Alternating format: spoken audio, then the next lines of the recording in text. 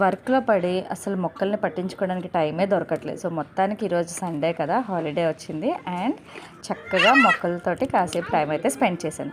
So అసలు ఏం చేశానని చెప్పాలంటే ముందుగా welcome to the thick world. So చూస్తున్నారు కదా, ఆల్రెడీ మీకు అర్థమైపోయింది నేను ఏం చేస్తున్నానో. సో మొక్క చుట్టూ గడ్డి బాగా పేరుకుపోయింది అండ్ దాన్ని అయితే క్లీన్ చేస్తున్నాను. చాలా రోజుల నుంచి అసలు ఈ క్లీనింగ్ పార్ట్ అనేది చేయకపోవడం వల్ల మొత్తం చుట్టూరు గడ్డి అనేది ఫామ్ అయిపోయింది.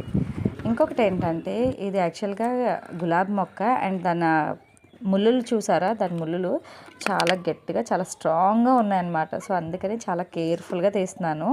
యాక్చువల్గా ఏంటంటే ఆ కిందన తీస్తూ ఉంటే చాలాసార్లు గుచ్చుకుపోయింది అండ్ అది కూడా చాలా మంట వస్తుంది బాగానా. సో మొత్తానికి గడ్డ అయితే మొత్తం పీకేశాను అండ్ ఆ మొక్క మాత్రం అసలు ఎంత ట్రై చేసినా రావడం లేదు. సో ఇంకా తొలుకు పట్టుకొని కొంచెం అటు ఇటు ఇచ్చేస్తుంటే అది కూడా వచ్చేసింది.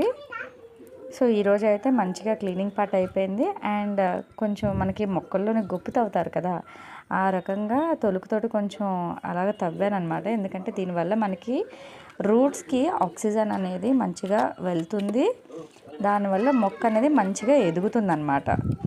సో బాగుంది కదా. సో మరి నెక్స్ట్ వీడియో కొంచెం టైం పడుతుంది, కొంచెం ఓపికతో వెయిట్ చేయండి. Bye bye.